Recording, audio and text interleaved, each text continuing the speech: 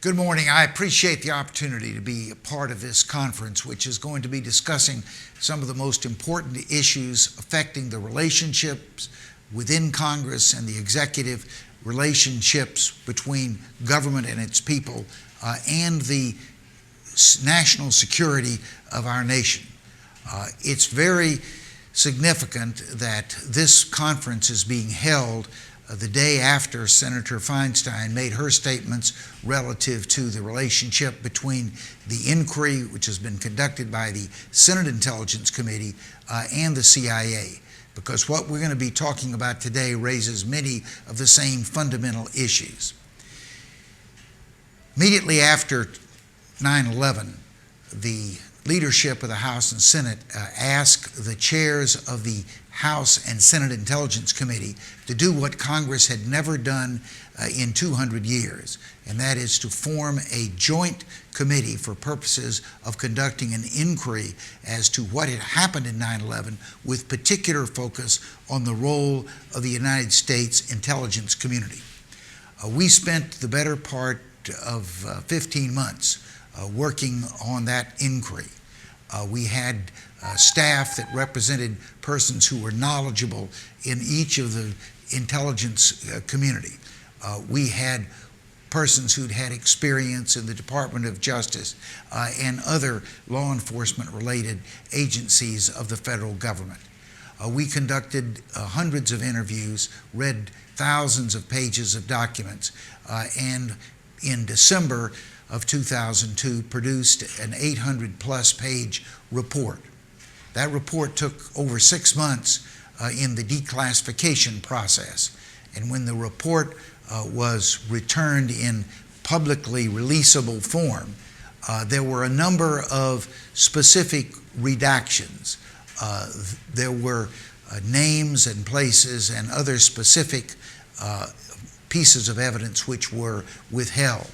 But the most stunning thing was an entire chapter, 28 pages, was censored from word 1 to the last word of the chapter. That chapter dealt primarily with who financed 9/11. That was a very fundamental question because it went to an even larger question, and that is, did those who committed that heinous attack on September the 11th, did they act alone, or were they supported by a network of individuals? All of the people who have been in leadership positions of investigations into 9/11 have come away with the feeling that it was implausible to believe that these 19 people, most of whom didn't speak English, most of whom had only been in the United States for, if any, a very brief period of time, could have carried out such a complex operation which required completion of the planning, the practicing, and then finally the execution of the plot. A key part of that question of whether they acted alone or had support related to the financing of 9/11. How could these people have financed a project that was as expensive in terms of the cost of the 19 individuals without having some support network? That missing chapter provides some evidence that would be important to answer the question of, did these people act alone? That chapter has now been censored since the summer of 2003 for over 10 years. Whatever reason there may have been for the initial censorship has long since passed. At the time that we heard that it was being censored, Senator Dick Shelby, a Republican from Alabama who was the vice chair of the Senate committee, and myself as chair, both agreed that there was no reason to censure that 28-page important chapter. No reason for national security reasons. But here we are 10 years later, and it continues to be censored. I want to thank the members of the Congress who are taking the leadership in using the prerogatives and I think obligations that Congress has in our system to demand that the executive release this information.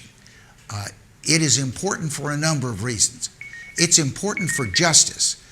There are thousands of Americans who are currently litigating against countries like Saudi Arabia and other entities for their complicity in 9/11, and therefore their responsibility to accept some of the horrific costs which have befallen those families because of the loss of a loved one.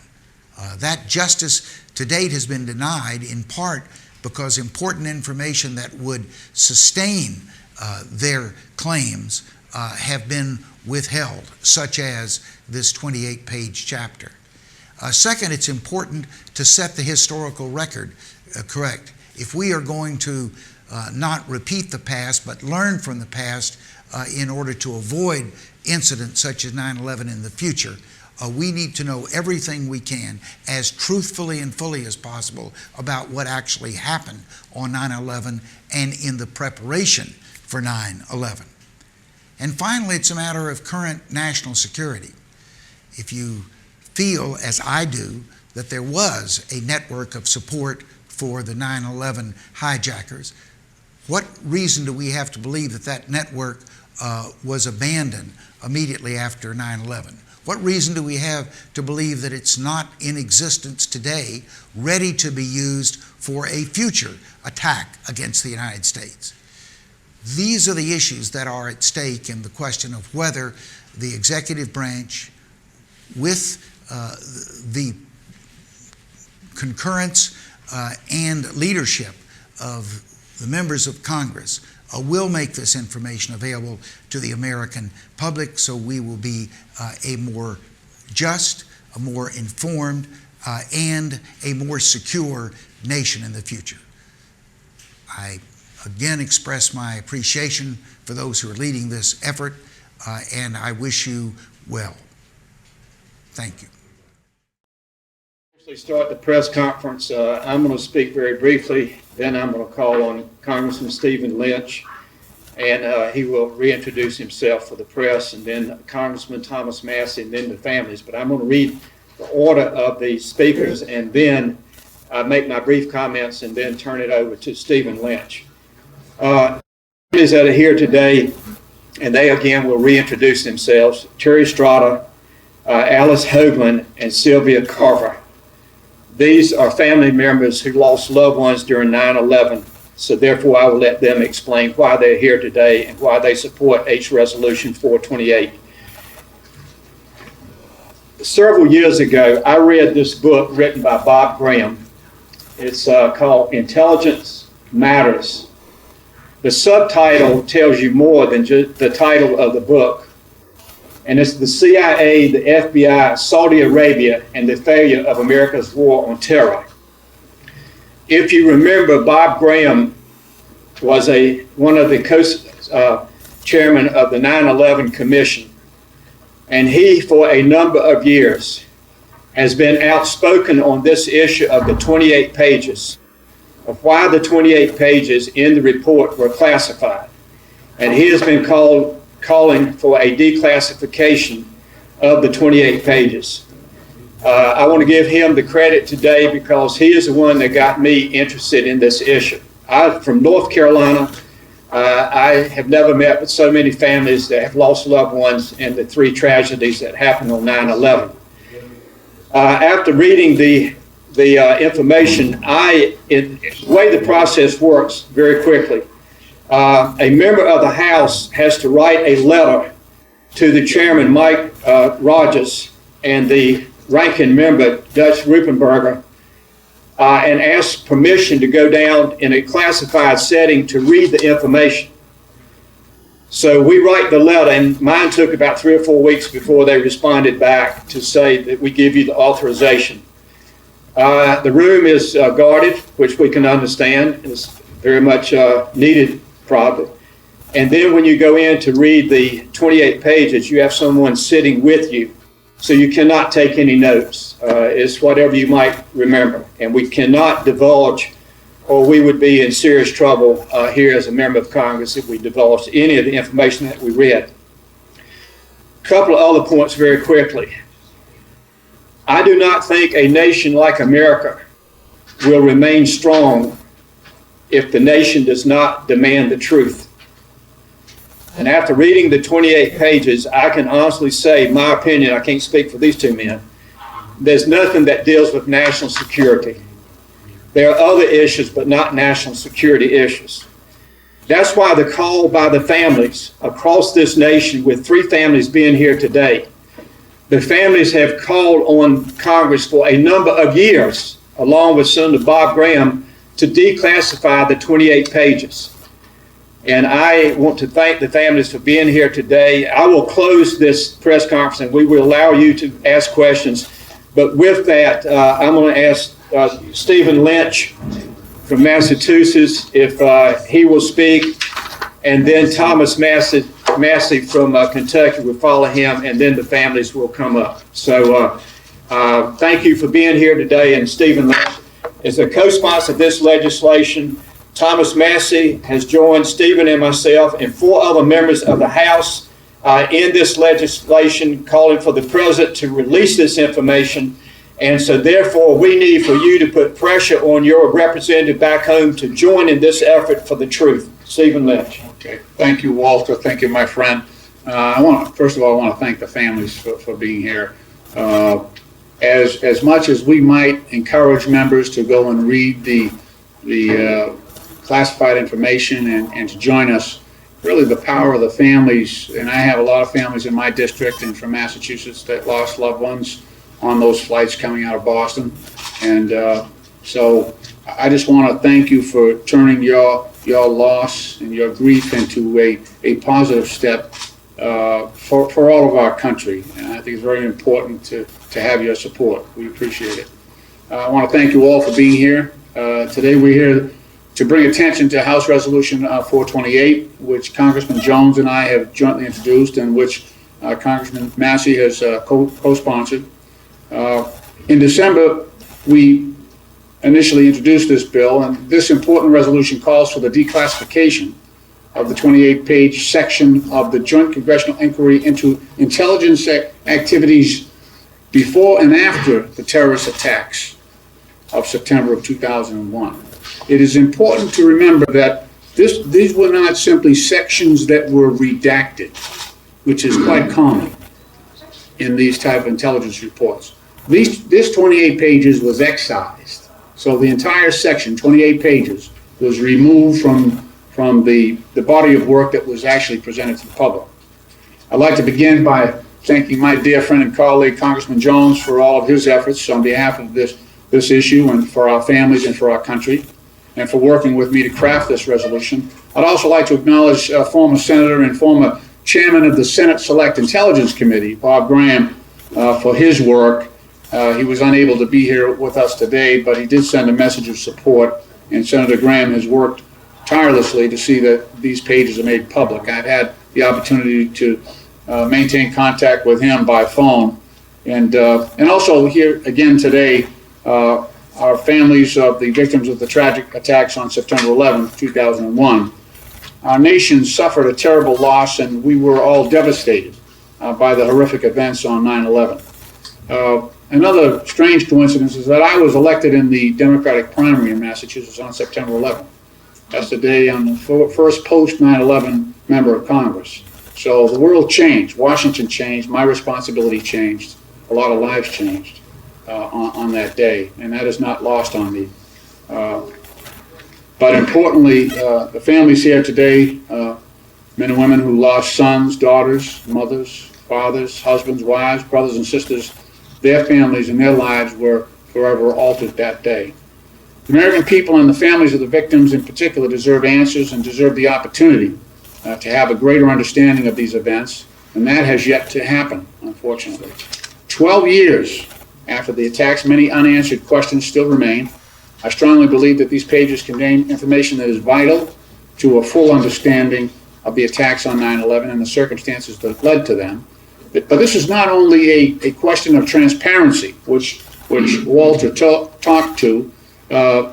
It's not just that transparency is good in this case and looking back and answering questions. I think also these 28 pages, the nature of the disclosures here, I think is instructive to our foreign policy going forward. So it is not just looking backward, it is actually informing Congress to make sound, solid decisions going forward. That might be the most valuable. While there is certainly decency and justification for releasing these documents, there's also, I think, instructive value going forward. I read the classified sections this past October after being encouraged to do so by my friend, Mr. Jones. And after reading them, it became clear to me that we owed it to the families of the victims and to the American public to work to make these pages available. I do want to just add a little of the details, as Walter correctly laid out sort of the situation. It's a somewhat cumbersome process for a member of Congress that has 9,000 other things to do.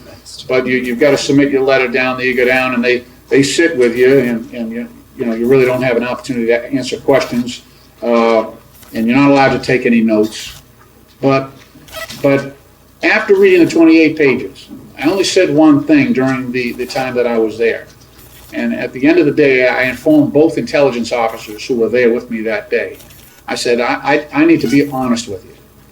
And I said, when I get up from this table and I go out that door, I said, I am going to sponsor a resolution before the United States Congress to make this information public. And they both scratched down notes of their own. They were allowed to keep notes, but I said, that's how important I think this is. And I said, I think it's important that I be honest with you because I feel so strongly about this. I'm pleased to be working with my colleagues from North Carolina, Congressman Walter Jones and Mr. Massey from Kentucky. I think Mr. Grimm from New York is on board. I know that I'm trying to thank Congressman from California, Alcee Hastings from Florida, Congressman California, Dana Rohrbach is also on board, and so we have growing interest because of the involvement of the families of the victims, and we want to make sure that these pages see the light of day. And I want to take this opportunity just to urge my colleagues in the House of Representatives to review these pages and work with us to ensure that they are declassified, to encourage the President to take that step and declassify these documents. Thank you. May God bless you. May God have mercy on the victims and their families. And may God continue to bless these United States of America. Thank you. Thank you, Steve. I'm going to be brief. I want to echo the statements of Congressman Jones and Congressman Lynch. I'm Thomas Massey from Kentucky. Look, this is something that the families deserve to know. This information, it's been over a decade, 13 years since this event happened. And we've had a narrative in the media and in the press and in the collective American conscience of what happened that day, but I don't think it's fully informed, and it won't be fully informed until everybody gets to see these 28 pages. And just to echo what Congressman Lynch said, I'm here for the families, but I'm also here for our country to look forward. We have to decide how to prevent another 9/11 type event from happening. Until you have the full picture of what actually happened, the intelligence picture, how can you participate in that debate? How can we know that what we do will prevent another 9/11 from happening? And how can we know that some of the things that maybe we would otherwise endeavor to do might be overreactions? So also I want to talk about the experience of sitting down and reading these 28 pages. It's in a room where it's soundproof and you're escorted in there and you're escorted out and there are no notes. But this is something that's sort of shocking when you read it. As I read it, and we all had our own experience, I had to stop every couple pages and just sort of absorb and try to rearrange my understanding of history for the past 13 years and the years leading up to that. It challenges you to rethink everything. And so I think the whole country needs to go through that. It's going to be difficult and it could be embarrassing. But that is no reason to keep the truth from the American people. I want to finish with two challenges. I want to challenge all the congressmen who have not read these 28 pages, who have the ability to go read these 28 pages, to do it for your constituents. There are 435 districts in this country. Every congressman needs to see these 28 pages. Then I challenge them to co-sponsor Congressman Jones and Congressman Lynch's bill like I have. And finally, the final challenge I want to issue is to those who would keep these pages secret. You need to have your own press conference. You need to be held to a standard to answer the questions. Why do you want to keep these 28 pages secret? In my estimation, as shocking as the 28 pages are, and as much as they sort of rearrange my understanding of what happened, I don't think it would hurt our national security to release this, and it would give families the answers they deserve as well. Thank you very much. Thomas. Terry Estrada, if you will come up and read it and introduce yourself again. Yes, I will. Thank you. Thank you. Thank you. Hi, my name is Terry Strada. It is an honor and a privilege to be here today, and I thank you for your time. I co-chair the JASTA Action Committee with Sharon Premley, and for the last 12 years serve on the steering committee of 9/11 Families United for Justice Against Terrorism. I speak on behalf of over 6,000 family members and survivors. I am joined today with other members of the 9/11 community, and on behalf of everyone here, I would like to thank Congressman Walter Jones and Stephen Lynch for introducing House Resolution 428. I also thank former Senator Bob Graham, who has tirelessly advocated for disclosure of the section of the Joint Inquiry's report that has been kept a secret for 12 long years. I want to tell you why House Resolution 428 is so important and introduce to you fellow 9/11 family members who are also here to convey why we need this resolution to pass. Like all of them, I suffered a heartbreaking personal loss on September 11th. My husband Tom was killed while at work for Cantor Fitzgerald in the North Tower of the World Trade Center on the 104th floor. He was the love of my life. Our children were 7, 4, and 4 days old. Tom was a devoted family man, and we miss him each and every day. Because of 9/11, my children are 3 amongst 3,000 children who suffered the loss of a parent at the hands of terrorism and are growing up today without a mother or a father. Ground Zero rescue workers are sick and dying to this day. Even after 12 long years, the death toll continues to rise. I stand here today in support of House Resolution 428 because I don't believe people should get away with murder, and that is exactly what has happened. The people who gave financial, material, and logistical support to the 19 hijackers, though equally responsible along with the actual hijackers, have been held free from any accountability. No one has been held accountable in the eyes of justice for the murder of thousands of innocent men, women, and children killed here in America, in our country, on our soil. One chief obstacle to accountability has been the fixation on obsessive secrecy afforded to protect those responsible for the murder of our friends and our family on 9/11. I say our because I recognize that on 9/11 we all lost someone we love. And what brings us here today should concern all Americans. While my children and I lost Tom in that attack, the secrecy that continues to protect the behind-the-scenes supporters of terrorists continues to threaten all Americans. For our own security, we cannot continue to allow our government to keep secret the most crucial facts of the worst terrorist attack on American soil. I am not speaking hypothetically. The very subject of the 28 pages torn from a congressional report investigating the 9/11 attacks is the specific sources of foreign support for the 9/11 hijackers. Incredibly, for over a decade, we have been denied the truth about who else was part of the planning and implementation of 9/11. In fact, on August 1st, 2003, Senators Chuck Schumer and Sam Brownback, joined by 44 other senators, including now former Secretary of State Hillary Clinton and current Secretary of State John Kerry, wrote a letter urging then President George W. Bush to declassify the 28 pages. Imagine that, 2003, 10 years ago. In that letter, they said, and I quote, "Unfortunately, because all but 2 pages of the entire section have been deemed too secret for public disclosure, the American people remain in the dark about other countries that may have facilitated the terrorist attacks." End of quote.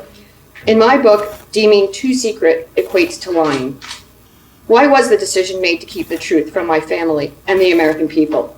Sadly, the answer has become painfully clear. As I see it, and I hear my views echoed by the honorable men here who have read and have even been involved in writing, which is Senator Bob Graham, the real concern is not about our security or protecting the American people from terrorist complicity as much as it is about protecting the Saudi regime from embarrassment or any public penalty. Sadly, concern for Saudi relationships has taken precedence over the safety of the American people. I am not here to advocate the public release of information that would place our nation's security at risk, but I also cannot condone excessive secrecy simply to appease the so-called allies while they plot against us.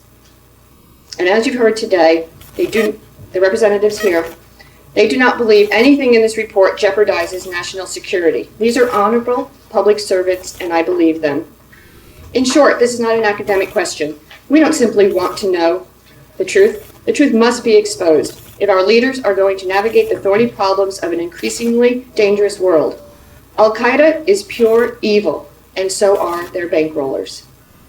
And if Americans generally are to be encouraged to offer responsible guidance to their elected leadership, as we should be, we must be informed truthfully.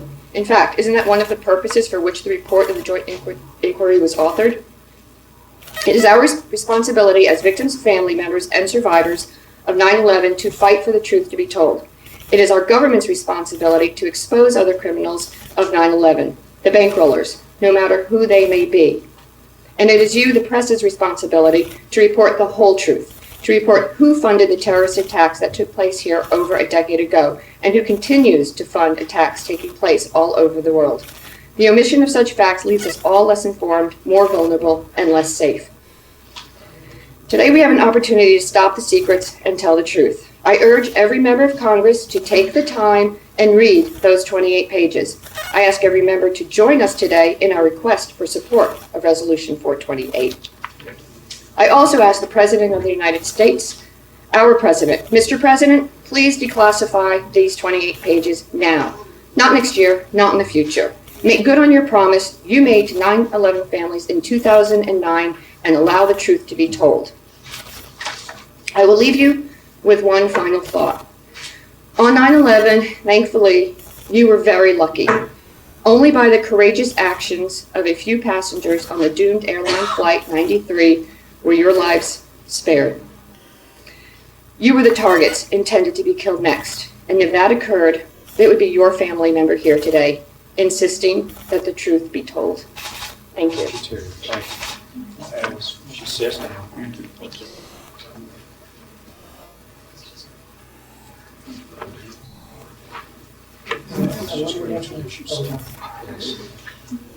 Good morning, everybody. My name is Alice Hoagland. I'm usually about 4 octaves higher, but I'm a little cold on my way to Washington. I'm very grateful this morning for the words of Congressman Massey and Congressman Lynch and Congressman Jones. I'm so grateful that this horrible situation is finally going to come to an end. As Terry alluded, Flight 93, according to its hijackers, according to Khalid Sheikh Mohammed, the mastermind of 9/11, so-called, Flight 93 was intended to smash into the Capitol dome. Instead, because of the actions of a handful of guys on board Flight 93, it smashed instead into the soft soil out in southwest Pennsylvania, killing no one except those on board. 40 innocent people and 4 loathsome, thuggish hijackers. I joined this group of 9/11 family members and these fine congressmen in our effort to make sure that the full truth about 9/11 is brought forward. Before there was the 9/11 Commission, there was the joint inquiry into the intelligence community activities of the terrorist attacks of 9/11, and that was published in December of 2002. And as Congressman Jones has said, Senator Bob Graham was one of the important writers of the 28 excised pages.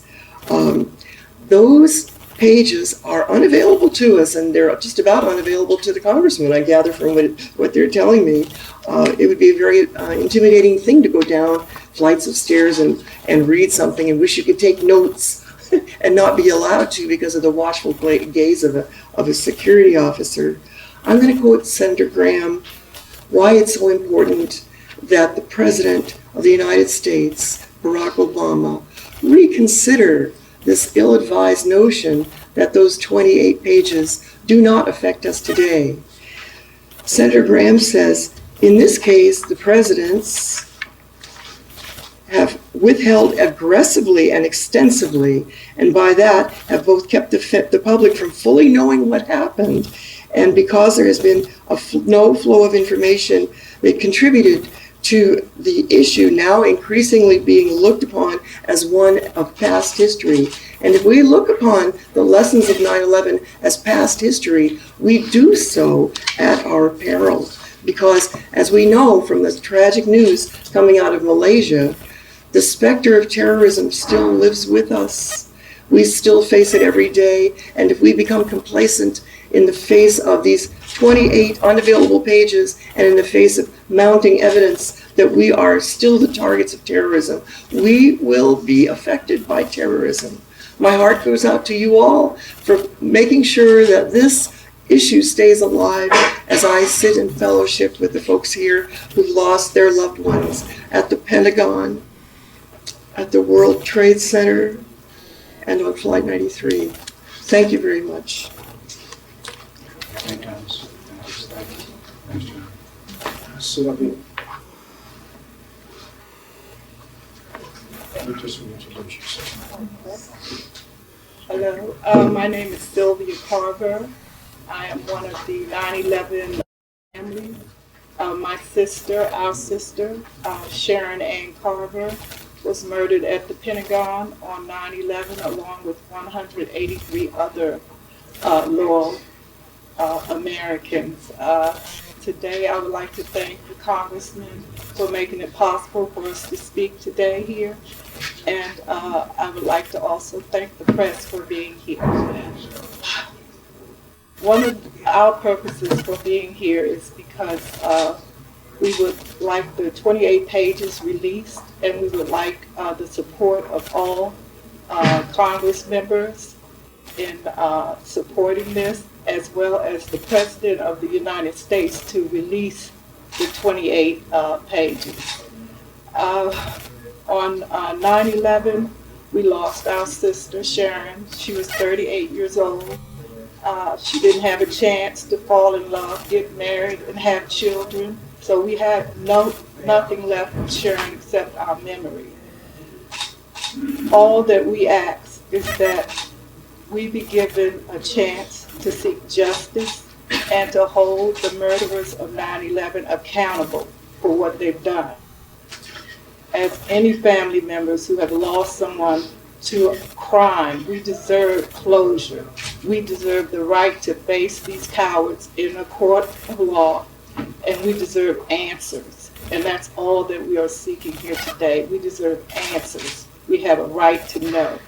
And if Congress will support this declassification of the 28 pages, and if the President of the United States would just declassify these pages, we will have the answers that we have been seeking for more than 12 years now. We have the right to know the full story behind 9/11. We have the right to know what's in the 28 pages. So please declassify these pages so our families and all the families of 9/11, as well as the American people, can have the full truth. We deserve this, so we can move on with our life and have closure. Thank you. Ms. Carter, thank you. Let me ask the families, are you willing to take a few questions? And we're going to limit the questions to about 5, 6, or 7. And then if you want to see a family member outside, certainly if they would be glad to meet with you. Would y'all come up? Is that okay?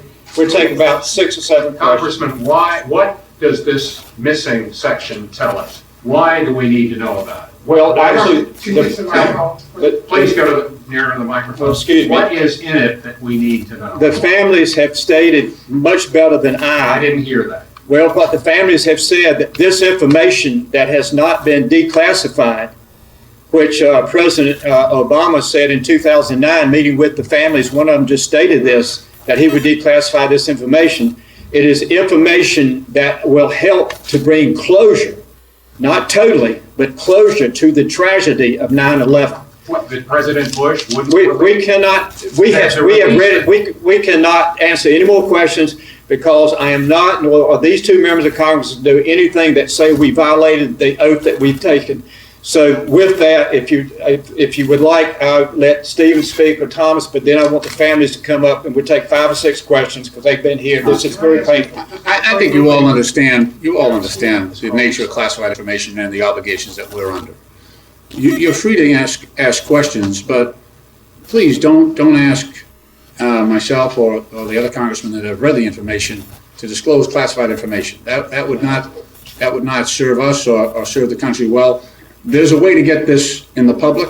We're taking those steps. This is the proper way to do it. We do believe it should be made public, and that's what this resolution would do. It would call upon members of Congress to ask the president to declassify. The president, it's his order that keeps these pages hidden. So that's the way it was classified, and we can undo that through a democratic process, and that's what we're encouraging. What sort of feedback have you gotten from the leadership on this resolution? My understanding is, perhaps incorrectly, that it's sitting in committee and there hasn't been any action on it. That would seem to suggest there's a whole lot of support. Real quickly, because I want the families to have their time with you if they want to have that time. This is the beginning of a process. We have done radio shows nationally.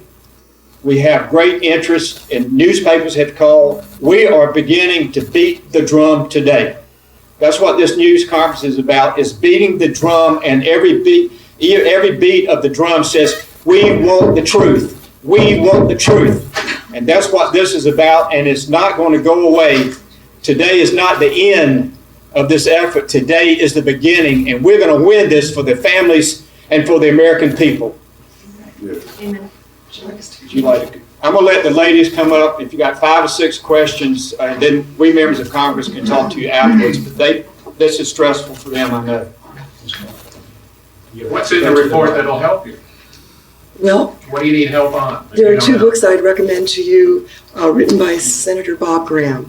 One of them is called Intelligence Matters. It's a work of nonfiction, and he has gone into fiction by writing The Keys to the Kingdom, which is a suspense thriller, a fiction novel by Senator Bob Graham. This is What did he say? well, I'm in the middle of reading Keys to the Kingdom. What you read, what did he say? Senator Graham has expressed that we need to more thoroughly look at the actions of Saudi Arabia in the events of 9/11. He has said this freely, as we have, I've listened to his interviews, and I've tried to educate myself a little bit about what Senator Graham has, what has triggered his extreme concern about this. That extreme concern which has brought the support of the other congressmen.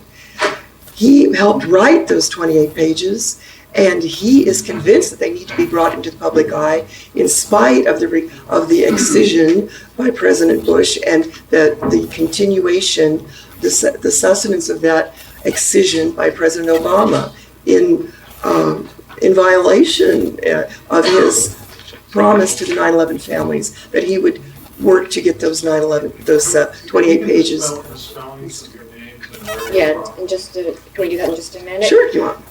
Yeah, in just a second. I'd like to, Could you do it? Could you spell it? No? Sure. Strada, Strada, First name?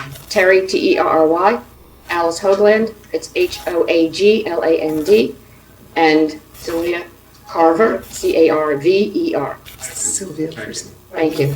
I think maybe if I can explain to you for a moment, there is this other layer to 9/11 that really hasn't been exposed. We know about the hijackers and we know what happened, but we don't know about, or what is now coming to light, are these cells that were out in California, Sarasota and Los Angeles, all the way down to Sarasota, Florida, Little Falls, Virginia.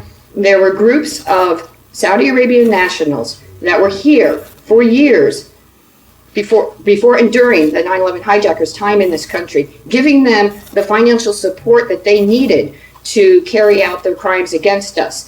It's not cheap to live here, so if you're here for 2 years and you have apartments and you're renting cars and you are buying first-class airline tickets to practice your acts, where was that money coming from? What we are being led to believe, most of it was coming from Saudi Arabia. And that needs to come out. That truth needs to be told. It should scare the hell out of all Americans that they were living here amongst us for 2 years doing this before they actually carried out 9/11. And to me, that's a big reason why this 28 pages need to be released. It speaks to the financial assistance that was given to some of the 9/11 hijackers while they were here living in this country for nearly 2 years. Yes, sir. 2 questions for the family members. Number one, you referenced the meetings that took place, I believe, in February of 2009 in the Oval Office. What was the understanding that you got from President Obama? Obviously, it was a priority for him to meet with you one of his very first weeks in office as president.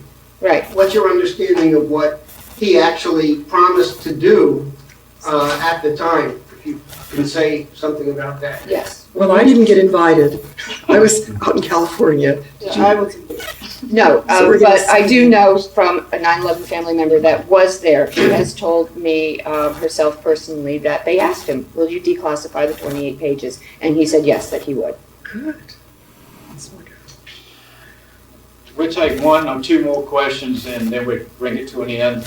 Anyone, if you don't have. Where are you from? I didn't get that earlier. I'm from Los Gatos, California. New Vernon, New Jersey. White Plains, Maryland. I understand that the federal courts have recently reinstated a lawsuit and have basically said that a number of named individual Saudi officials and at least one private entity, Dala Aviation, are now once again subject to federal court. Could you say something about that action? Well, we know that the release of those 28 pages would be very interesting, vital for the pursuit of actions against Saudi Arabia by the 9/11 family members. But beyond that, it's important to release those 28 pages because our national security is going to be threatened going forward. If we continue to think of Saudi Arabia as an ally, we will be led down the primrose path. There are things that Saudi Arabia has done to help us, but it's remarkable what I learned in this work of fiction by Senator Bob Graham, the Keys to the Kingdom. It's remarkable the role of Saudi Arabian important prominent families called the Golden Chain and how very much they helped to ensconce people, Saudi Arabian nationals, into San Diego and into a town in New Jersey and down in Sarasota, Florida, which especially rankles the senator because that's his hometown, his home state. All right, we'll take the question back here, and this will be the last question, but you can see the ladies if they want to talk to you when we finish the news conference. This will be the last question. But don't you think that there's at least some national interest in the relationship with Saudi Arabia? Obviously, the administration and the State Department think that there is a value there, and also, therefore, in having kept the 28 pages classified for so long. Are you asking me? I I think that it is extremely valuable to maintain our relationship with Saudi Arabia. But I think that it is important for us to go into it with our eyes open, to understand Saudi Arabia's sympathies and its past actions, and to realize that there is not an entire, that is not innocuous, that the relationship is flawed, and it is political in some respects. How do you know the 28 pages deal with Saudi Arabia? Well, because Senator Graham has said so. You will see his video. Yeah, It'll become and he- available after this press conference. He has said it a number of times. He has said it. He has said it a number Well, of times. if you accept the word of Senator Bob Graham, you'll realize that Saudi Arabia plays a key role in 9/11 and is thought mentioned Senator Graham frequently was in going this to be 28 pages. Sorry. I thought Senator Graham was going to be here. Alice, No. speak on that. Just, you stay where you are. Senator Graham was going to give us a video that he would be making a statement in support of this effort and in support of the families. There was a glitch in putting the technology together. They have told us and announced before we got here that they will get this comment and video statement by Bob Graham to our office, and we will disperse it to anyone in the press that would like to have it emailed to you. You will have it if you'd like to have it. Can I pose one last question to members of Congress? And I understand this is classified and you get trouble if you reveal names and specifics. But is it fair to infer from what you've said that what is contained in the 28 pages deals with the activities of a foreign government that worked against the United States? As Stephen Lynch just whispered to me, that the pages speak for themselves. And if these pages are made public, then you will have the answer you're looking for. Thank each and every one. The families get the biggest thank. This pain has been with them for over 12 years, and we thank you. You are important to whether we get this declassified or not. So thank you for being here, and my colleagues in Congress, thank you so much. Yeah, thank you. We're so glad you're here. Thank you.